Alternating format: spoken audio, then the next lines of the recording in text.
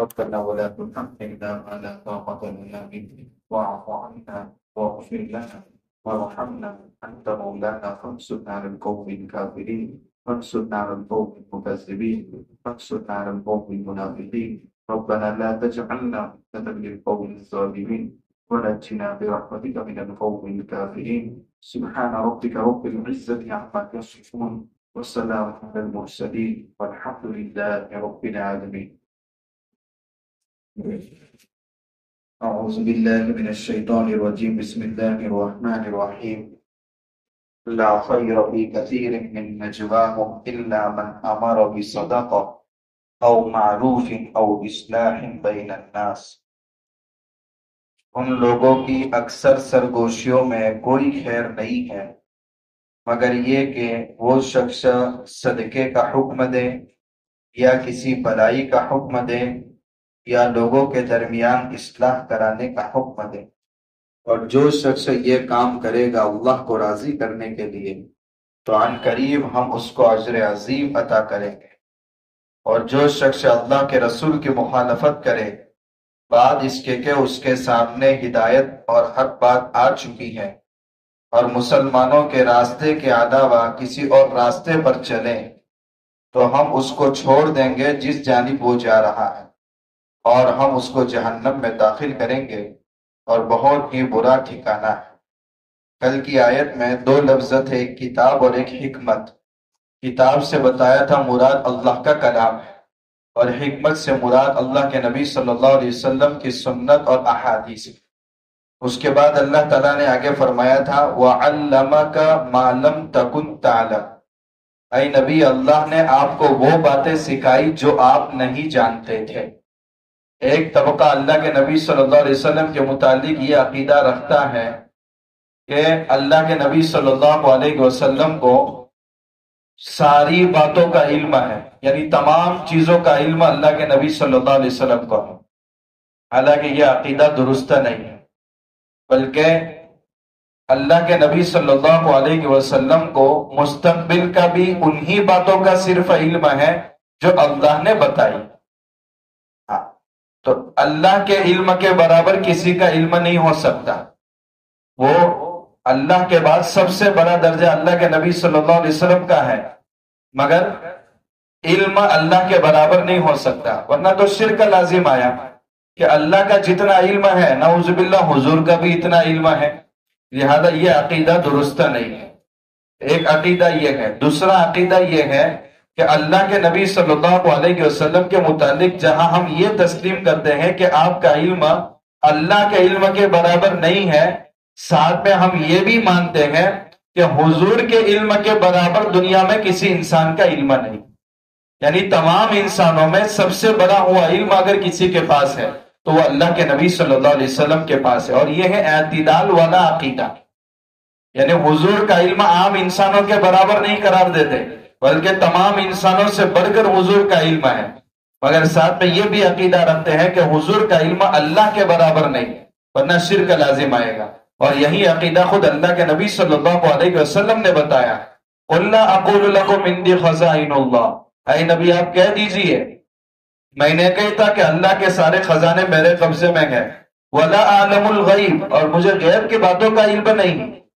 یہ عقیدہ رکھنے سے اللہ کے نبی صلی اللہ علیہ وسلم کی شان میں کیسی گستاخیاں ہوتی ہے، وہ اگر ذکر کرے تو بہت لمبی تفصیل ہوگی۔ ایک معمولی واقعہ مان لیا جائے کہ اگر اللہ کے نبی کا علم اللہ کے برابر ہو، نعوذ باللہ ایسا عقیدہ نہیں ہے، مگر جو رکھتے ہیں یعنی حضور کو عالم الغیب مانتے ہیں، یعنی غیب کی ساری خبریں بھی حضور کو معلوم ہے، تو اس کا مطلب یہ ہوگا کہ غزوہ احد میں جو 70 صحابہ شہید ہوئے، اگر حضور کو پہلے سے معلوم ہوتا اس کے باوجود حضور نعوذ باللہ کیوں لے گئے؟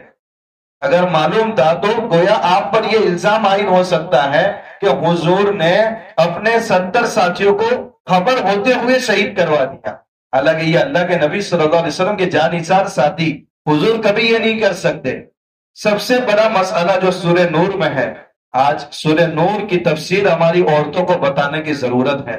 وہ قول اب ہمیں سمجھ میں آ رہا ہے جو حضرت عمر رضی اللہ تعالیٰ عنہ فرماتے تھے کہ عورتوں کو سورہ نور کی تعلیم ضرور دیا کرو۔ اور مردوں کو بھی سیکھنے کی ضرورت ہے، اس میں اپنی نگاہوں کی حفاظت، ہم کیسے پور فتن دور سے گزر رہے ہیں۔ اللہ کے نبی صلی اللہ علیہ وسلم ہمیشہ نماز کے بعد ایک دعا کا اہتمام کرتے تھے، اللہم انا نعوذ بک من الفتن ما ظہر منہا وما بطن، اے اللہ میری فتنوں سے حفاظت فرما، ان فتنوں سے جو ظاہر ہو چکے اور ان فتنوں سے بھی حفاظت فرما جو ابھی چھپے ہوئے ہیں اور آئے دن وہ آ رہے ہیں، میری اس سے عبادت فرمائیے۔ کتنی جامع معنی دعا ہے۔ خیر، وہ سورہ نور میں اللہ کے نبی صلی اللہ علیہ وسلم کی سب سے چہیتی زوجہ محترمہ حضرت عائشہ رضی اللہ تعالیٰ عنہا جب تہمت لگی ہے، حضور کتنے بے چین تھے۔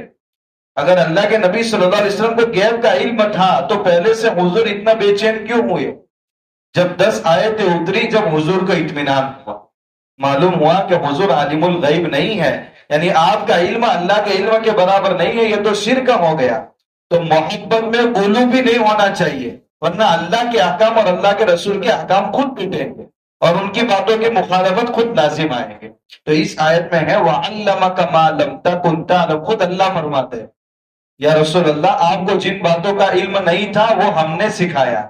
تو حضور کا علم سب تمام انسانوں سے بڑا ہوا ہے، مگر حضور اللہ کی طرح عالم الغیب نہیں ہے۔ ایک عقیدے کی وضاحت، اس کے بعد پھر ایک عمومی بات ذکر کی گئی کہ عام لوگ جو مشورے کرتے ہیں ان کے مشورے اکثر خیر سے خالی ہوتے ہیں، الا یہ کہ کسی مشورے کے اندر صدقہ اور خیرات کرنے کا حکم دیا جائے، یا کوئی معروف کہتے ہیں ایسی نیکی کو جس کو تمام لوگ پسند کرتے ہیں اور خاص طور پر شریعت نے جس کو پسند کیا ہو، نیک کا۔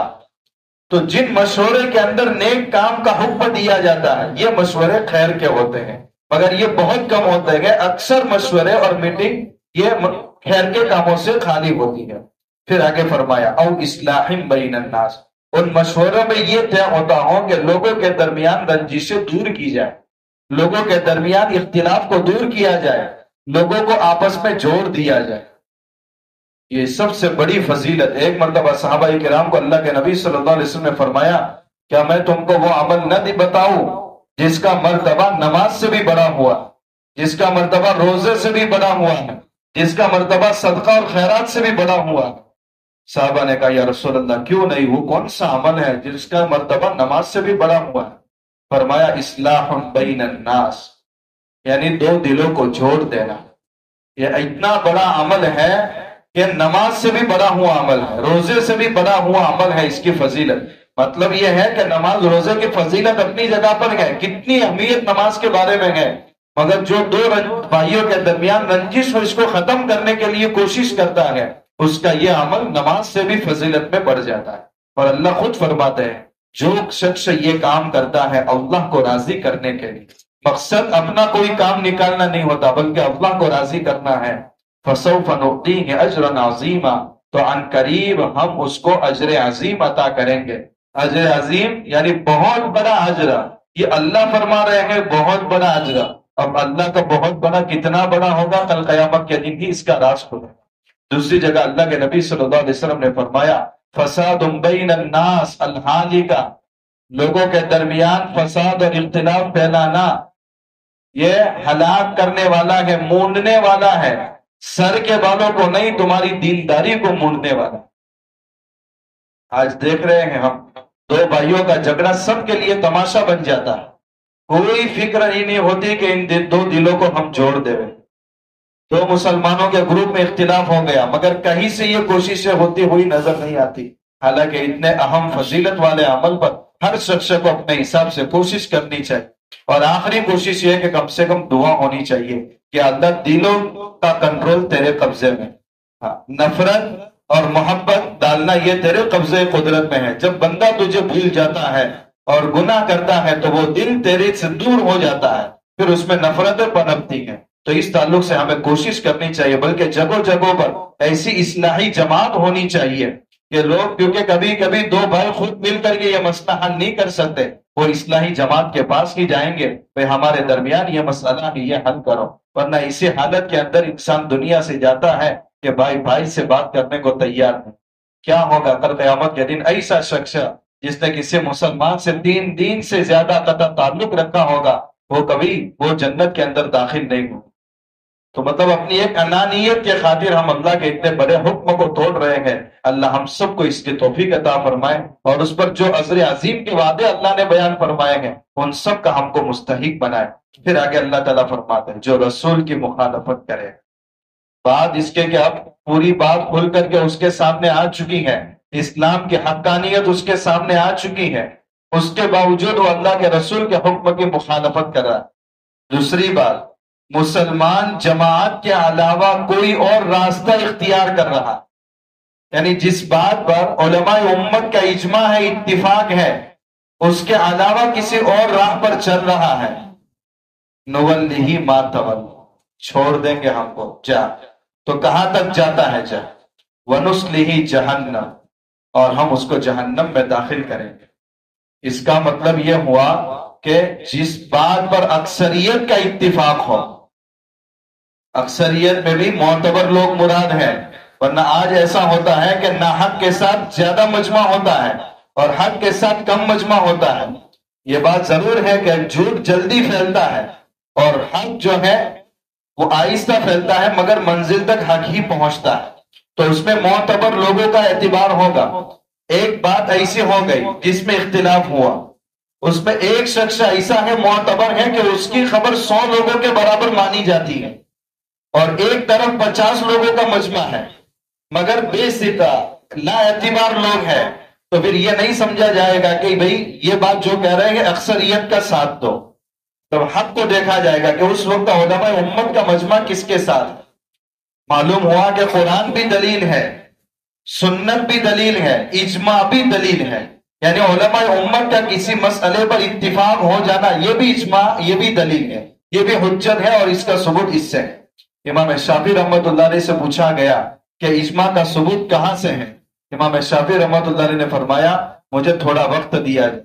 قرآن میں 3 دن مسلسل تلاوت کرتے رہے اور غور کرتے رہے، اس کے بعد اسی آیت پر رکے کہ اللہ تعالیٰ اس آیت میں اجماع کا تذکرہ کر رہے ہیں، اور یہی دلیل ہے اجماع کی کہ جو شخص مسلمانوں کی راہ کے علاوہ کسی اور راہ کا انتخاب کرتا ہے، نولہ ما تولی، تو ہم اس کو چھوڑ دیتے ہیں اس کے کاموں پر، کرتا جا. ونصلہ جہنم، اور اس کو ہم جہنم میں داخل کر دیتے ہیں. وساءت مصیر، اور بہت برا ٹھکانہ ہے. اس کے بعد شرک کی اتنی قباحت کہ کبھی اللہ اس کو معاف نہیں کریں گے. اس کا تذکرہ آگے آ رہا ہے، انشاءاللہ اس کی تشریح کریں. سبحان اللہ.